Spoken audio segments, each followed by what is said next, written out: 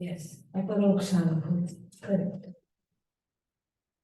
Fourth or fifth verse, right? Fourth verse. Very good.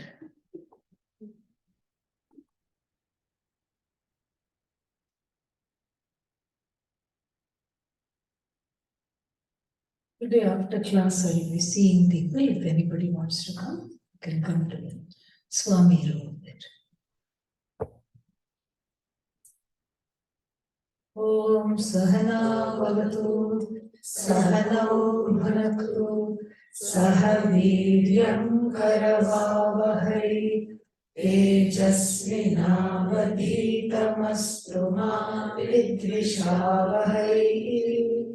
Om Shanti Shanti Shanti. Fifth verse onwards.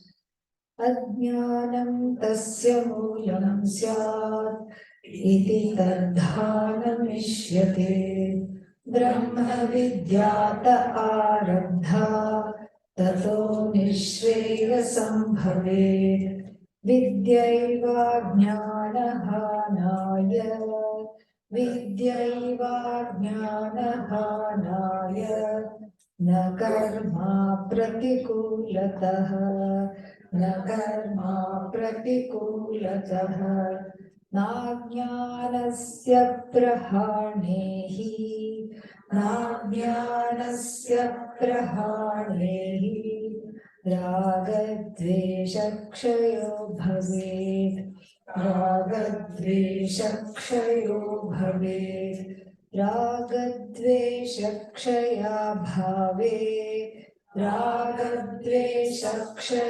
भावे कर्म दोषोद्भवं ध्रुवम् कर्म दोषोद्भवं ध्रुवम् तस्मिन् निःश्रेयसार्थाय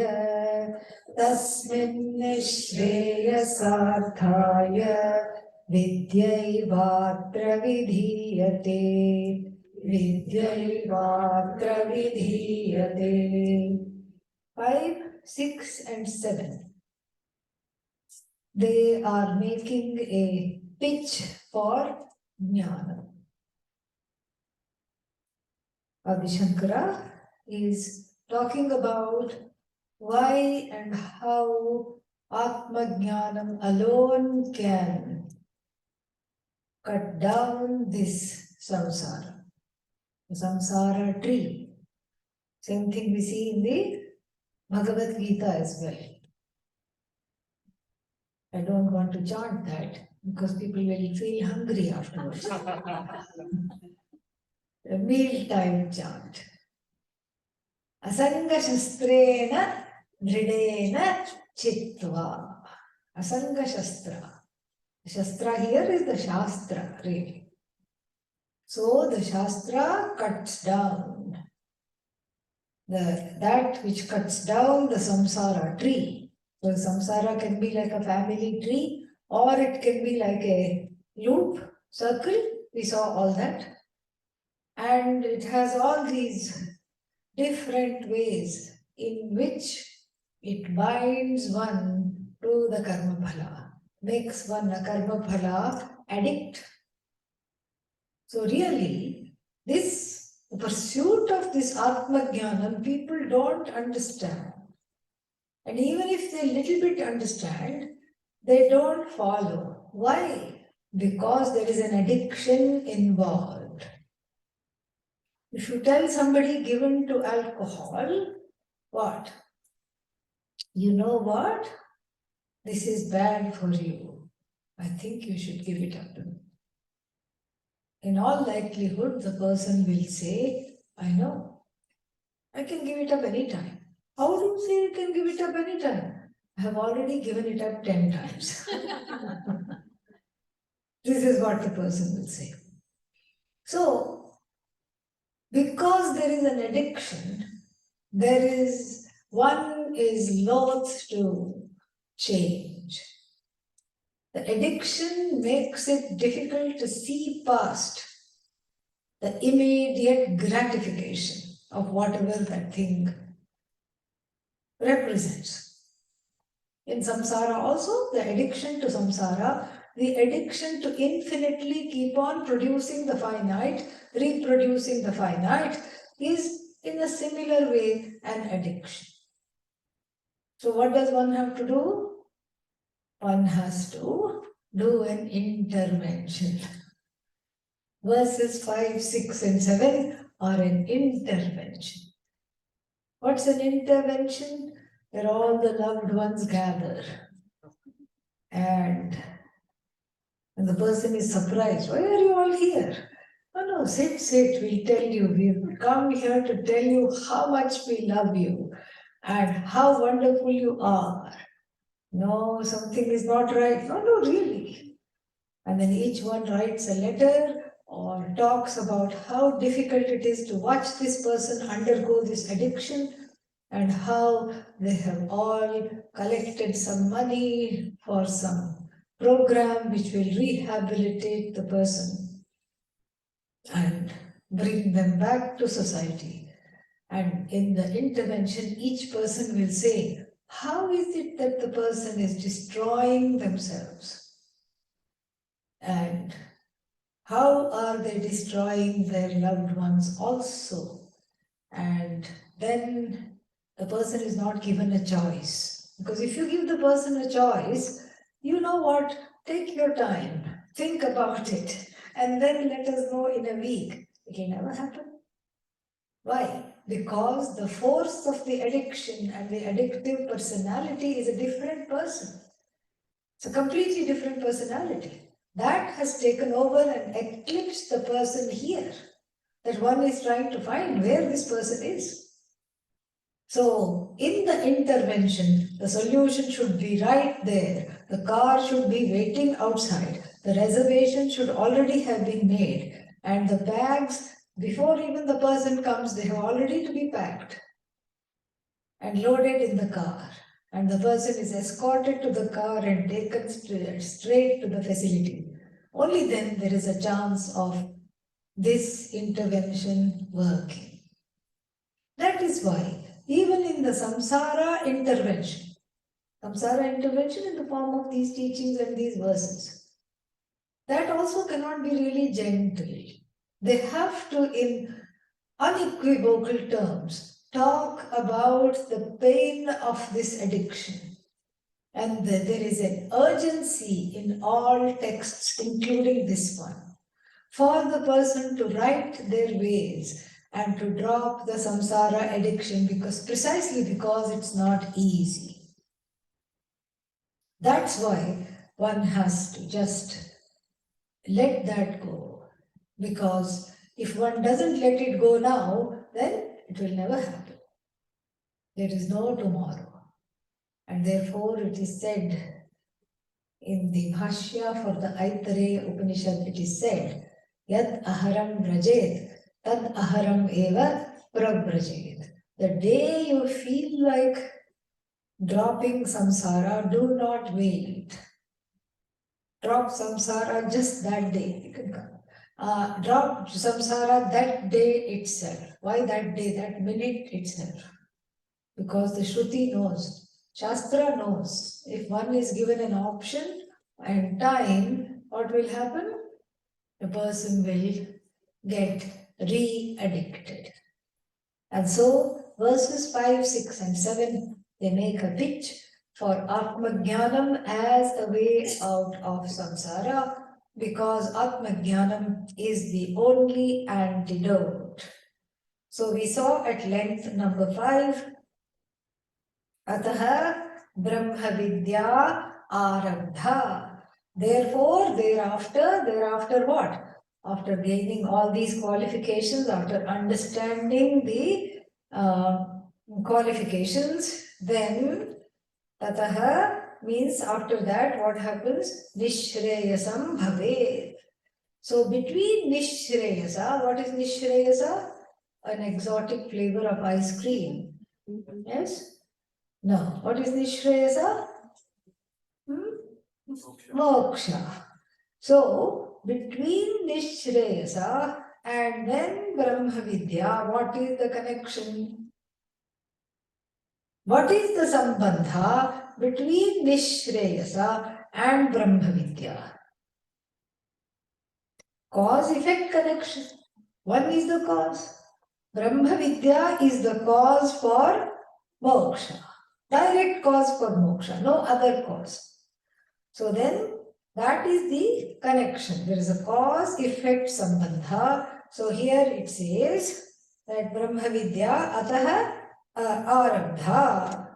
Tataha, therefore, thereafter the commencement of Brahma Vidya, then only one gains Kaivalya. Kaivalya is another name for moksha. Then only one gains moksha because this Brahma Vidya is the cause of moksha.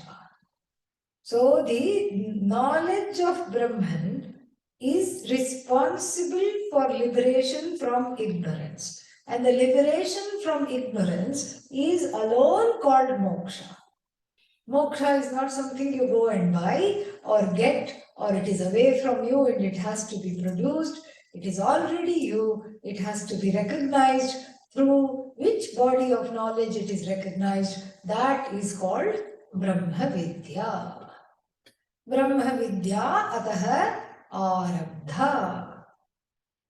And then that means it is not enough to be a mumukshu. Mumukshu is a generic seeker of freedom. It is a desiderative formation. Moktum ichchuhu, the desirer of freedom, mumukshu. But that is, who is a mumukshu? Everybody in the world is a mumukshu. You ask anybody, they'll say, I feel tied up, I feel bound. One says, I feel bound because I have no money. Other one says, I feel bound because I have too much money. And the third one says, I have money, but it's all tied up in stocks and bonds. Even that's called bonds. And so, this way, everything is always tied up. Each one is seeking freedom. And whatever, each one is running away from something. So the whole world, everybody in a way is a mumukshu, whether they know it or not, they are mumukshus. And that is not enough. What to do for freedom? And each one has their own idea. One says we need a thrilling sport in order to feel a thrill, like a roller coaster, and some other dangerous sports, mountain climbing, rock climbing, this, Rock climbing means last life, goat. That's or getting ready to be a goat in the next life. Only two options. So all these scary sports, dangerous sports, that's hardly even dangerous when you look at some other kinds of sports. Many things are there. So, like this, all these things, they're all mumukshus. They're all choosing their freedoms. And when they choose their freedoms, what? Back to a sense of bondage. So, it's not enough to be a mumukshu. One has to have, it implies in the last line of the 5th verse, one has to make the connection between liberation and the inner liberation from everything I do not want to the study of Brahma Vidya. That connection must be there. So such a mumukshu who has made this connection is now called what? Jignasu. Jnatum ichchu. Jnatum ichchu. The one who is not just a desirer or a seeker of freedom, because freedom means many things to different people. One person will say, I just need freedom from you, that's all, then I'm free. But that's not all. This is something which we have to understand. Freedom means many, many things. For one person, marriage signifies freedom. For the other person, freedom from marriage signifies freedom. Well, how to define? So therefore, a subtle graduation is needed, a growth from recognizing oneself as a general seeker of liberation from something or the other to a specific seeker of liberation through knowledge. So from a generic seeker of liberation, I remint myself as a specific seeker of knowledge because I have seen the connection between liberation and the study of Brahma Vidya, because action has put me more and more in the hot water out of which I have to come. So from mumukshu, I grow into jignasu. Then only I understand the purport of these verses. So now the 6th and the 7th verse, they reiterate how Vidya alone removes ajnanam and why action or the results of action cannot remove ajnanam. Verse number 6. Vidya eva ajnana hanaya. The word hanam means destruction. Here also it has come in the 5th verse also. Ajnanam tasya moolam syat. Ajnana is the root of tasya. What is the tasya? Tasya is samsarasya, of samsara. Iti, therefore, tat hanam ishyate. Tat plus hanam, there is a sandhi, and it becomes tadhanam optionally.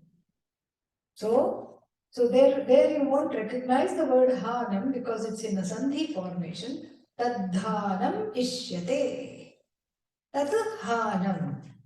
What hanam? Samsarasya hanam. Or better still, ajnanasya hanam.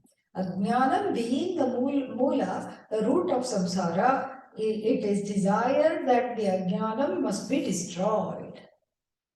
So how to destroy ajnanam? The 5th verse says, therefore Brahma Vidya is begun.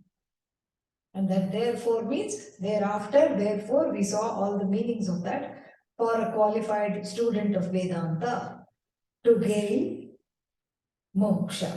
And here it says, Vidya eva, knowledge of the self alone, ajnana hanaya. Vidya plus eva ajnana hanaya. Ajnana hanaya, for the destruction of ignorance.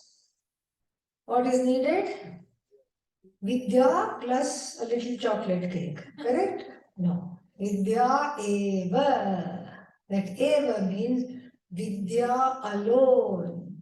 Unadulterated, just self-knowledge. Self-knowledge is the antidote for self-ignorance. Self-knowledge itself, alone, unassisted, unaided, unadulterated by anything, is enough to remove self-ignorance. Vidya eva ajnana hanaya. So, Vidya eva ajnana hanaya. Na karma. Not karma. Not karma for what? We have to borrow this phrase again. Ajnana hanaya na karma. Karma is useless for the destruction of ajnanam. Why? I want karma to work. The reason is already given in the last word. Apratikulatah. Apratikulatah means the taha, tasil pratyaya is all often used in the 5th case. So that becomes, and whatever is in the 5th case is the hetu, the cause. Karma does not work. Na karma. Karma does not work for what? Ajnana hanaya, for the destruction of ignorance. self-ignorance, action is useless. Why? Apratikulataha. Apratikulataha means because it is unopposed to ignorance. Karma is not opposed to ignorance. If we suffer from self-ignorance, we have to bring the antidote, that which is opposed to self-ignorance. So why is not karma? That we'll see later, how jnanam is opposed to self-ignorance. But why is karma not opposed to self-ignorance? Go back to the family tree. Who is the matriarch? Avidya. Avidya has a son. What's his name? Kama. What is the grandson's name? Karma. They are hand in glove. The grandson will never give up the grandmother. The grandson will not be opposed to the grandmother. The grandson will try to protect the grandmother and the family tree. That's why it is not opposed. See, as soon as we trace, that's why we spend the time tracing the line, the lineage of ignorance, the so-called Ajnana Parampara, if we can call it that. So in this Ajnana Parampara, we see that Ajnanam is the head. Avidya, self-ignorance. And because of self-ignorance, there's all kinds of nonsensical desires. I think I'll go here. I think I'll do that. I think I want to do this. I think I want to achieve this. I want to go here. I want to do this. All these things. And as a result, there is no focus. There is just utter chaos and distraction. And the karma is a result of these desires. The desires are bahushakhaha anantaha cha buddhayaha avyavasayinam. Bhagavad Gita again in the second chapter. Avyavasayin means the one who is unclear about needing to become a jignasu. Vyavasayatmika buddhi. Vyavasayatmika buddhi, nishchayatmika buddhi. Decide to study this, Arjuna. Eka buddhi, not ping pong buddhi. One buddhi. Eka buddhi. He Kuru Nandana. You who are the delight of the Kuru clan, that's what you are called, literally become the delight by making the right choice. Why? Bahushakhaha, many branched are the non-choices. The array of non-choices are many branched. Like a tree has many branches. Similarly, if you don't make the right choice, the choiceless choice, then all the things that you choose are what? Wrong choices. Bahushakhaha anantaha cha. You just thought Atma was Ananta, but this many choices and getting lost in the maze of choices is also one more Ananta. The buddhi is lost in this Ananta maze, buddhaya avyavasayina.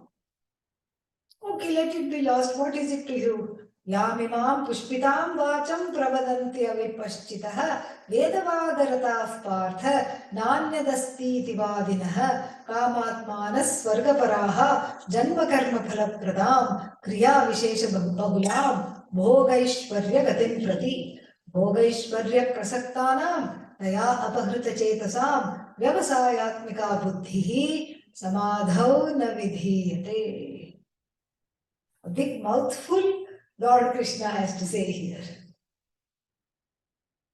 Bahushakha and Ananta it will become. Let it be means what? Because you can't say let it be. Because when there is no decision, especially a proper decision to get into the what is that? De-addiction program of samsara and expose oneself in a committed way. Have a committed exposure to knowledge. And lots of things will beckon. Ehi, ehi, come here, come to me. And then one will become the prey of flowery talk. Not my words, Lord Krishna's word. Pushpitam vacham, flowery talk of charlatans who say, oh, you need Vairagya? Come to me. Why should I come to you? No, just come to me. I'll tell you how I'll give you Vairagya just now. Give me all your money. Vairagya is yours. Nothing is there. Done. Finish. These are unscrupulous charlatans who peddle their so-called spiritual wares. Air is free. Breathing takes place on its own. But then there is a charge to learn how to breathe. Breathe in the samsara. Or breathe, no, see, I can't even do this with a straight face. I did it all wrong. Breathe in the moksha. And then what? Without the samsara. Seriously, so many things. Breathe in, moksha. See, you feel already free. And the person is generally, people are suggestible.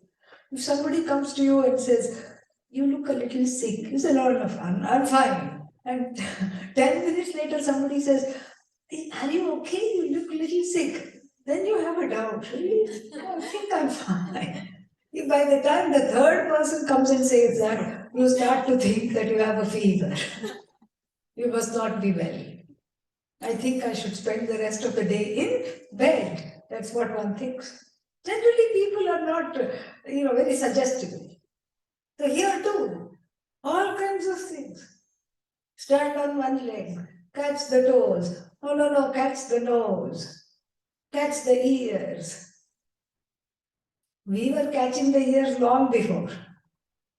Veda is everything. In South India, you catch the ears like this. And now they found out that it has some acupressure points. In front of Ganesha, you go like this, up and down. And then they found out that there are some acupressure points and something gets pressed and you have a better buddhi as a result. Tathastu, very nice. No problem with us. But nonetheless, catch this, catch that, go here, go there. All karma. Therefore, it is not really in connection to what is being talked about here. It's not an antidote to self-ignorance. Na apratikulatah. And then, what is the sum total? If you decant all these karmas, if you percolate them and decant them, what do you get? Lord Krishna says, Na anyadasti iti vadinaha. Vedavada rataha means they are very much steeped in the first portion of the Vedas that can grant instant fixes to problems, and people want instant gratification. I don't want pain. See, pleasure and pain goes back to Priya and Apriya. I'm having an Apriya moment. And then I want it ended right now. Here, chant this mantra, do this. Go here, go there. And people do that because of desperation. Instant fixes. And what do these people say? These people say, Na anyadasti. This is the only way, each one says. And who are these people? Kamatmanaha. They are the embodiments of desire. And here they are going to take you out of the notion that you are a desiring, wanting person. No chance. Swargaparaha. They are headed towards heaven and want to drag you there also. Janma karma phala pradam, they just want, karma phala, etc. And they want only two things, bhoga, consumption, and then Aishwarya. Bhoga and Aishwarya. What is bhoga? Consumption. Pleasure, consumption. And what is Aishwarya? Yeah, that is the yoga teacher. That's not.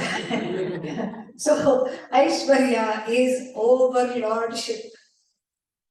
Aishwarya is overlordship. A certain adhipatyam, power is Aishwarya. Overlordship is Aishwarya. So this is what they want. They want power.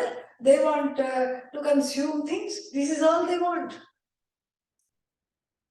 Bhoga, and they are hijacked by Bhoga and Aishwarya. They are dipped in the desire for Bhoga and Aishwarya. Bhogaishwarya prasaktanam taya apakrita chetasam, whose hearts are hijacked. Then neither are they able to do this. Find out for themselves what they are missing and where they need to go. Neither are they able to lead you.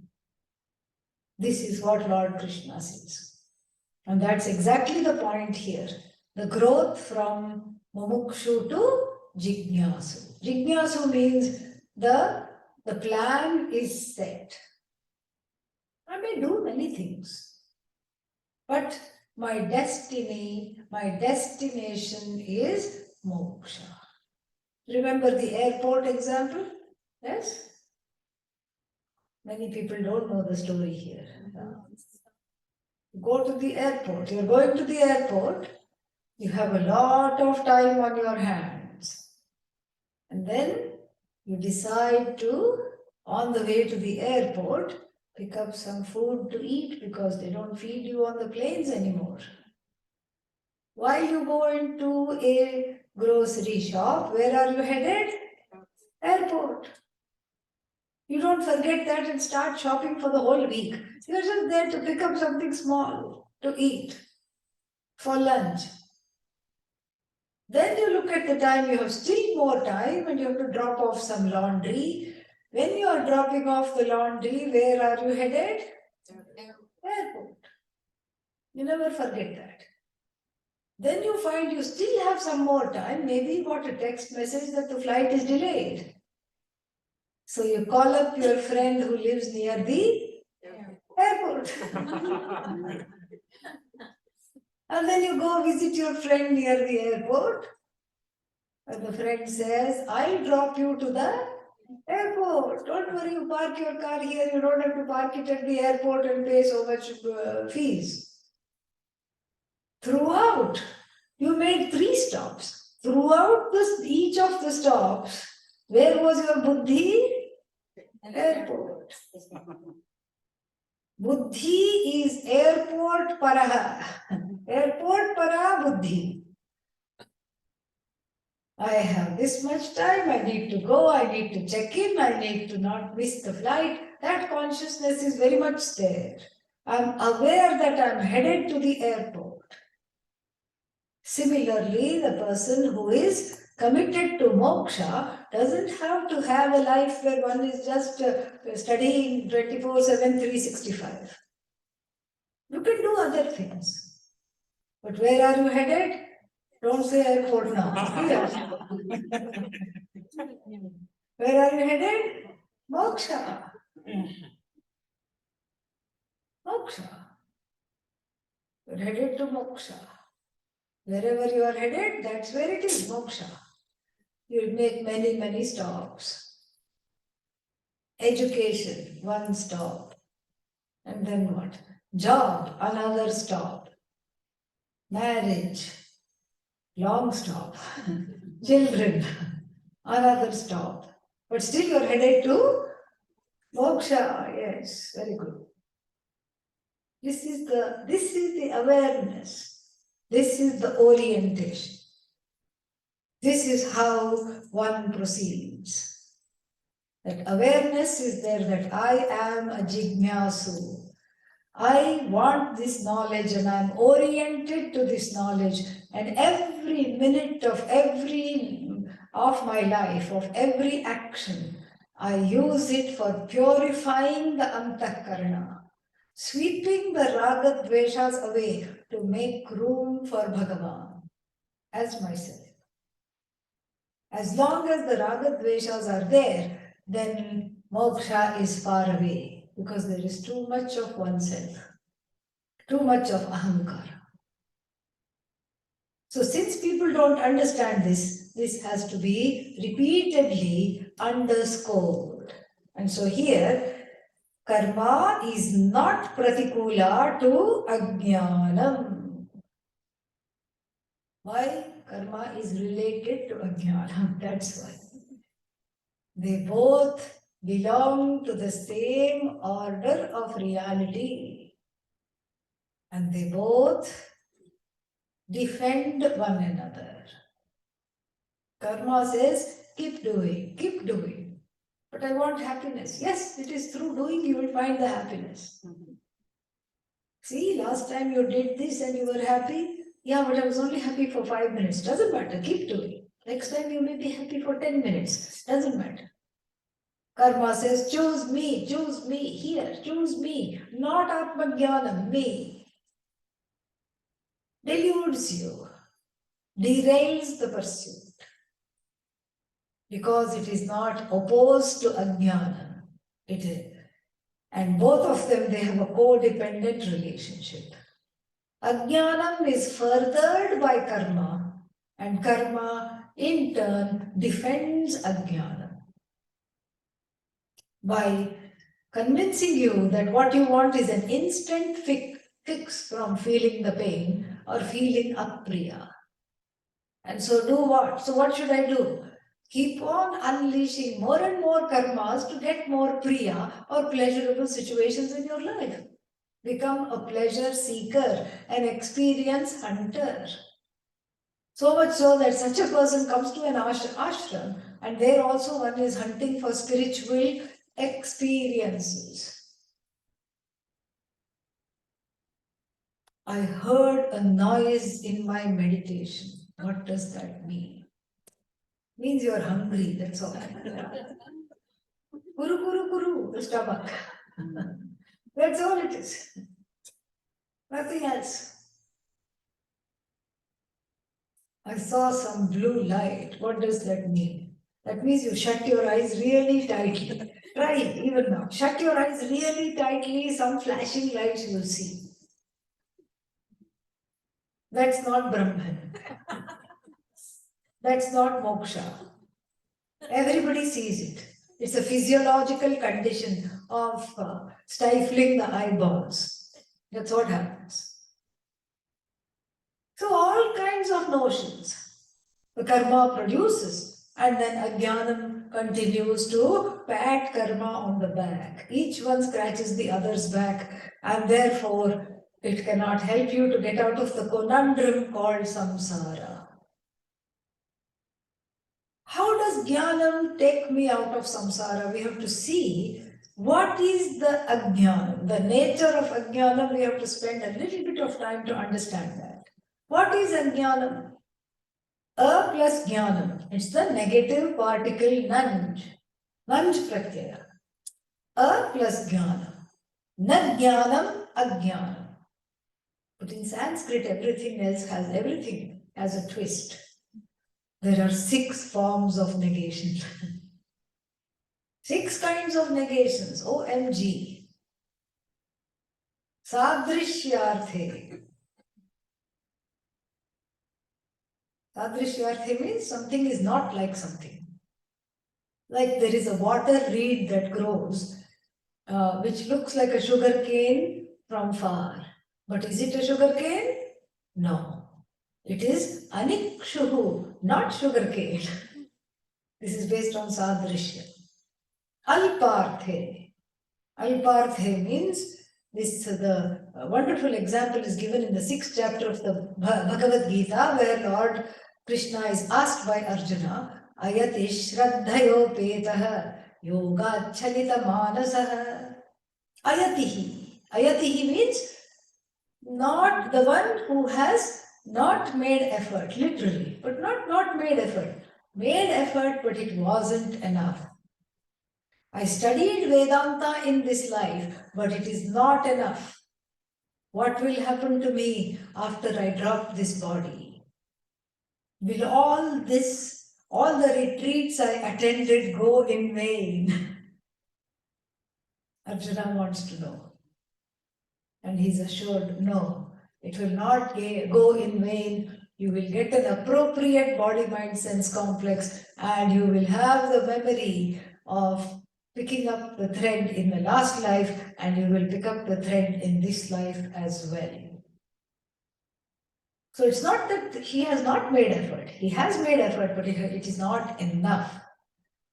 Alavanam bhojanam. What is it? You didn't put salt in the food today?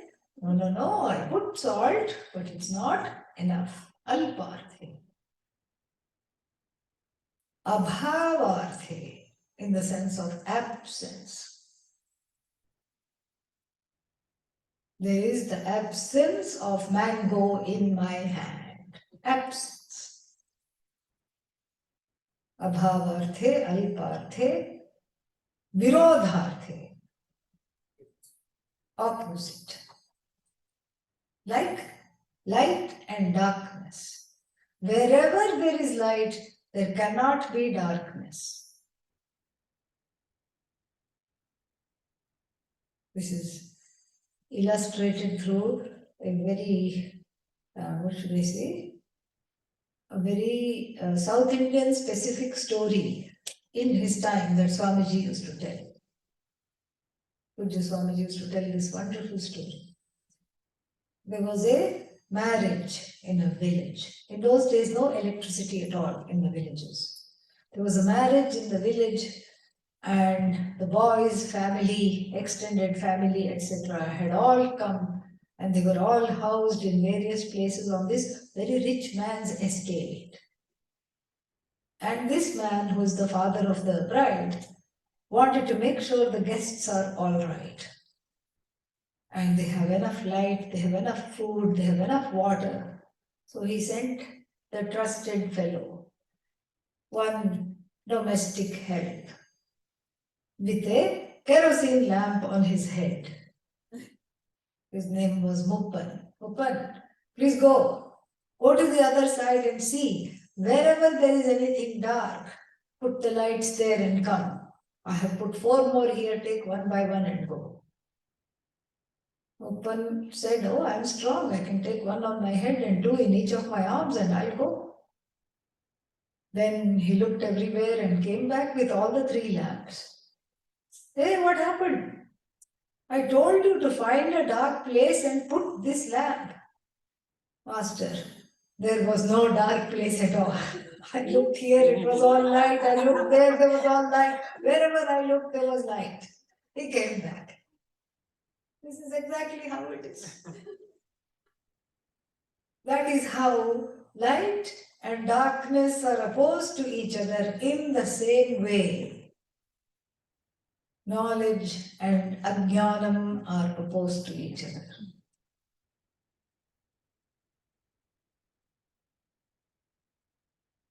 And that ajnanam, the word ajnanam cannot be taken as absence of knowledge, because there are some technical dangers lurking there if we translate it as absence of knowledge. So absence of knowledge is equal to ajnanam. Then before that, what was there? Jnanam. So this jnanam turned into ajnanam.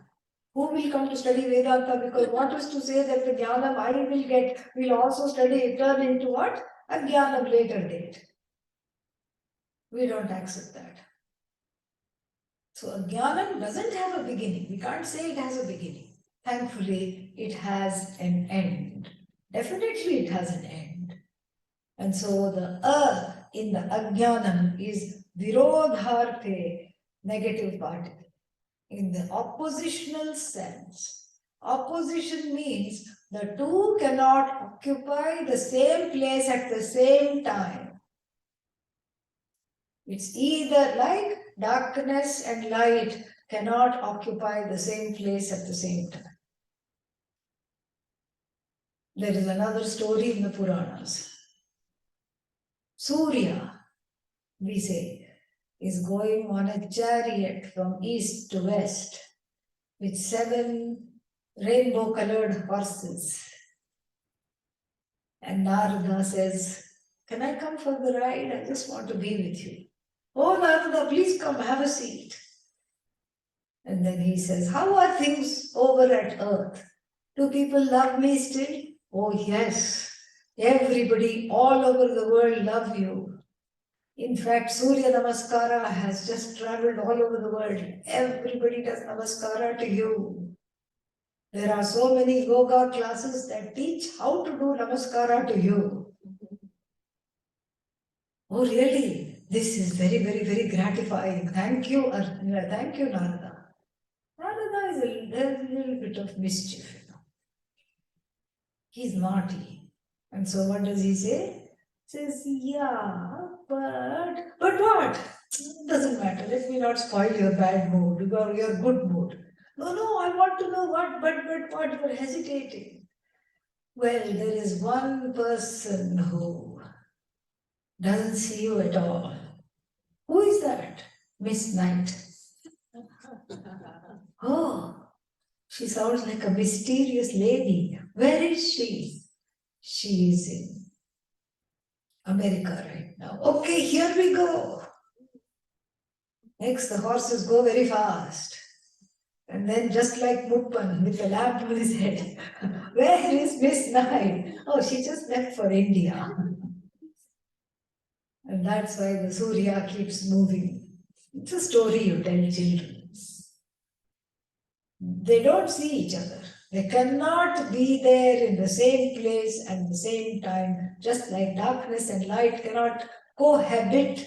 Similarly, jnanam and ajnanam cannot cohabit. Ajnanam is spirited away by jnanam. And what is this ajnanam? I take myself to be what I am not. Atmani anatma adhyasaha. Two kinds of mistakes. I'll explain what they are. And the second one, anatmani atma adhyasaha. I take myself to be what I am not, and then what I am, I do not own up. So in the Atma, Anatma is projected. In the Atma that is free of mortality, what do I consider? I am mortal. I am subject to disease. I am subject to death. I am idiotic, etc. Then Anatmani, in the Anatma, which is all the objects in the universe, I project infinitude. This is forever. Nothing is forever. You alone are forever. Nothing other than you is forever. But I search for the forever where? In Anatma. And I project the forever onto the Anatma repeatedly. These are the two mistakes that Atma Ajnanam removes. Atma Jnanam, removes. And this is what is going to be said. Because karma is not opposed to ajnana. And so karma is hand in hand with ajnanam. So therefore he says, ajnanasya prahanehi, it's a double negative. So na ajnanasya prahanehi, and that na should come here, na raga dvesha kshayaha bhavet. So let us remove the double negatives and look at it. Ajnanasya prahanehi, prahana means destruction. Ajnanasya prahanehi ragadvesha kshayaha bhavet. The reduction of raga and dvesha take place only in the wake of the destruction of what? Ajnana. So the destruction of ajnanam and the destination of raga and dvesha are connected. There is a cause-effect relationship between the two. The destruction of ajnanam leads to the destruction of raga dvesha. Why? Because ajnanam is the cause of raga dvesha. How do we know? Verse number 4 or 5, whatever that was. Ajnanam tasya moolam syat. It is the moola of samsara. Samsara is having many moving parts, including ragadvesha. So, Therefore, there is a connection here. Vidya eva ajnanahanaya na karma apratikulatah. Karma cannot destroy ajnanam because it is not opposed to ajnanam, it is in cahoots with ajnanam. Then, until and unless the ajnana is destroyed, raga dvesha also cannot be destroyed. Supposing somebody were to say, let the raga dvesha not be destroyed. My raga dveshas are not bothering me. They may be bothering you, but I don't care about that. My raga and my dvesha, they are mine. Who are you to say that I have to get away from the raga dveshas? Who are you to say? They are not bothering me. In fact, I can afford to have a few more raga dveshas. Bring it on. I can afford to have many more raga dveshas. Who are you to tell me? Because I'm not bothered. If I rave and rant and jump up and down, and if I am frustrated, what is it to you? I'm bothered for a little time maybe, or some days I'm bothered, but generally I'm okay. Let me have raga dveshas. To them, if some people are foolish enough to say that, to them Adi Shankara says, raga dvesha kshaya abhave. In the absence of the destruction of raga dvesha, karma dosha udbhavam dhruvam. Karma acts out.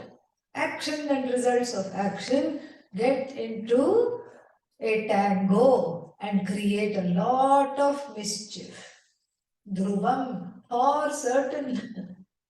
Not that, oh, maybe karma will act out. No, karma will act out. When the raga dveshas are not managed, are not tethered, are not suspended, then what happens?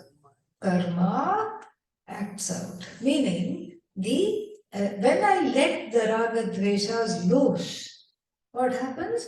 I feel like raga dvesha is basically desires. When the desires, positive and negative, desires for something, desires to not have something, all of them are called raga dveshas. When I let loose the raga dveshas, then what happens? Then I can't sit quietly. The hands and legs start to have an itch. I have to go get something, I have to do something. I have to make sure you don't get it. I have to get it before you go get it. All these things. And when I don't get it, worry, anxiety, fear, resentment, anger, everything comes. And then, of course, everything ends in sorrow.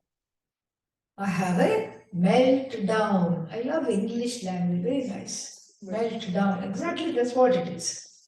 The person has a total meltdown because of this. So this is what is explained. Raga dvesha kshaya abhave karma dosha udbhavam dhruvam. So the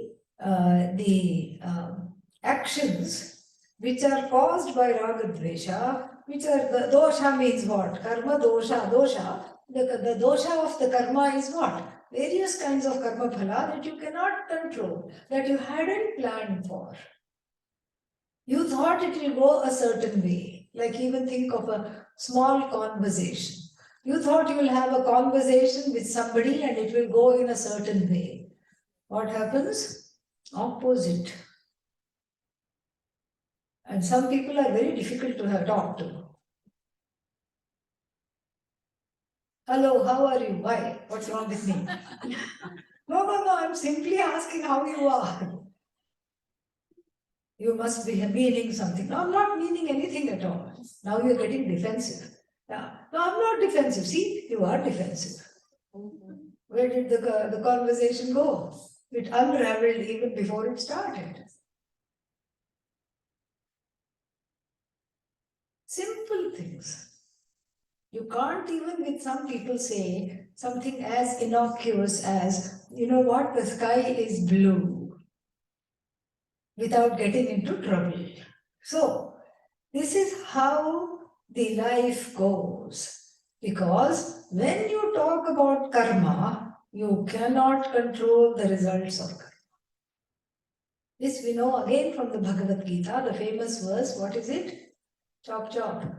Karmanyevadhikaraste ma phaleshu kadachana ma karma phala heturbhuhu ma te sangostva karmani. You have a say over action, but you are not in charge of producing the results of action. This is why you and action don't get along, because you think you are the karta, but if you are the karta, you should be producing the results of action, but you don't. You can't even have a simple conversation and make it go the way you want. That shows you are not in charge of karma phala. And then, if the karma is powered by raga and dvesha, what happens is the karma phala is also powered by raga and dvesha. The karma phala is also, what is that, it makes one further have raga and dvesha because of the non-acceptance of what phala comes. Whatever comes, do I accept it? No. I don't want to accept it. I want to put that away because it is apriya. Then again I go in search of what? Priya. When I go in search of Priya, I unleash a few actions, and then what happens to the result of action? Apriya. Repeated apriya. And so, therefore, the karma dosha means not being able to control the results of action, and then the karma becomes vitiated with things which I consider apriya. Then I have to write those. How to write those? Unleash more actions and thereby get caught in this web. So this is what he says. Tasmat, therefore, nishreyasarthaya, for the sake of moksha, vidya eva atra vidhiyate. Vidya alone is prescribed. And it is the second time he has used Vidyaiva. So here in 1.7 he uses Vidyaiva, and then at the beginning of 1.6 also Vidya Eva. That Evakara means underscoring. Vidya alone frees me from samsara, frees me from priya apriya, addiction to priya, and then frees me from the papa punya. Frees me from all kinds of karma, frees me from karma phala. And so, therefore, vidya alone is vidhiyate, is enjoined, must be followed. Now comes the Purva Pakshi. Who is Purva Pakshi? The person who disagrees with all the 7 verses, 7 or 8, 7 verses studied so far. The person who says, what rubbish, what rot you are talking. And let me give you some examples and show you the error of your ways. What is your vision? What is your claim? You say Vidya alone is enough for the destruction of samsara. My dear sir, this is not okay. Oh, why not?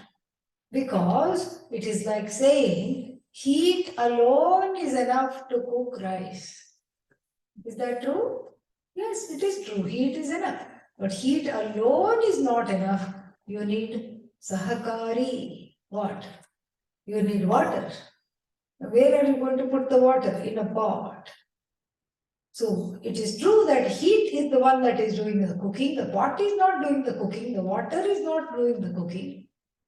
Heat is needed, yes, but along with that we need a little bit of heat, a little bit of water, and then the water, we need a container for the water and the rice. So we need what? Pot, water become sahakaris, helpers. Similarly, you see where this person is headed. Jnanat kaivalyam, fine. Moksha is gained through knowledge, we don't have a problem with that. but a little bit of karma along with that. This is how deep the addiction is. Even scholars, Purva Mimamsakas, Nayayikas, Karmathas, all these people, you can't leave the karma has become very addictive. Vaidika karma, Laukika karma, they are very, very addictive. And so one cannot give them up. And that is why it is good to study these objections and to see how to weave our way out of this maze. More we'll see tomorrow. Om Purnamadah Purnamidam Purnat Purnamudachyate Purnasya Purnamadaya Purnamevavashishyate Om Shanti Shanti Shanti Harihi Om Shri Gurubhyo Namaha Harihi Om